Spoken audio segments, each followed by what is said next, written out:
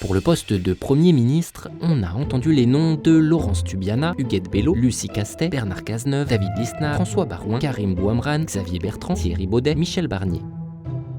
Pendant 51 jours, la France a attendu d'avoir un nouveau Premier ministre, un record sous la Ve République. Finalement, ce sera Michel Barnier. Emmanuel Macron a beaucoup pris son temps, il a joué sur la parenthèse olympique, notamment parce qu'il savait que le jour où un Premier ministre est nommé, il perd en partie la main. Est-ce qu'il a réellement envisagé de nommer Xavier Bertrand, Bernard Cazeneuve, on a aussi entendu le nom de Thierry Baudet, le président du CESE, ou est-ce que tout ça c'était des ballons d'essai destinés à faire croire à une réelle consultation large d'Emmanuel Macron? Il a écarté un candidat de gauche, un candidat de droite, un candidat de la société civile pour tomber sur Michel Barnier, présenté comme un candidat de consensus qui semble répondre aux deux critères principaux qu'avait posé Emmanuel Macron, qui s'était auto-fixé, puisque la Constitution ne lui fixe pas, celui de trouver un Premier ministre qui ne se ferait pas censurer immédiatement par les députés, et puis celui de trouver un Premier ministre qui pourrait essayer de trouver des coalitions à l'Assemblée nationale. Il a jugé que Bernard Cazeneuve, manifestement, n'avait pas l'appui total de son camp de la gauche.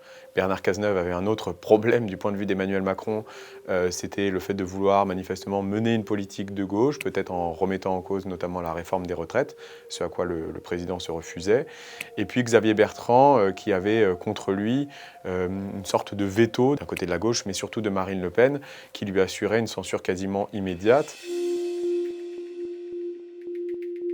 Il est le représentant d'une coalition qui en réalité gouvernait déjà un peu la France avant les élections européennes, c'est-à-dire une coalition du bloc central, le camp d'Emmanuel Macron, et de la droite, avec laquelle la plupart des textes ont été votés avant les européennes. Mais ce qu'on peut noter surtout de Michel Barnier, c'est quand même que c'est un candidat issu d'un parti de droite, les Républicains, qui est le seul parti du champ démocratique à avoir refusé de faire le Front républicain contre le Rassemblement national.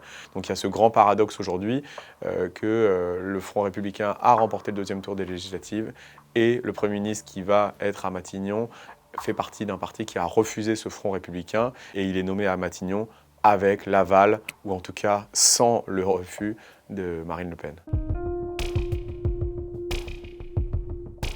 Aujourd'hui, on a plusieurs voix qui nous disent que Michel Barnier s'y préparait depuis plusieurs semaines.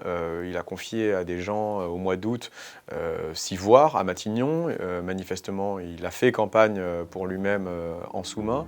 Il faut se souvenir aussi qu'il s'y était vu une première fois en 2021. Mais à l'époque, Emmanuel Macron avait préféré nommer Jean Castex, ce qui avait été une grosse désillusion pour Michel Barnier. Il avait eu l'ambition d'être président de la République, puisqu'il s'était présenté à la primaire Les Républicains en 2021. Donc il a toujours été un peu dans ce lot-là de Premier ministrable du point de vue d'Emmanuel Macron.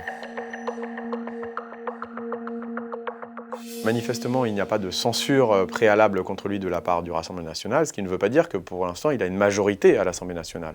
Pour l'instant, il a manifestement l'aval du bloc macroniste, il a l'aval de son camp politique, mais qui ne représente que 47 députés. Donc ces deux forces mises ensemble représentent environ, disons, 200 députés à l'Assemblée nationale, et la majorité, on le sait, est à 289 députés. Donc pour voter des textes, il va falloir aller chercher des alliés.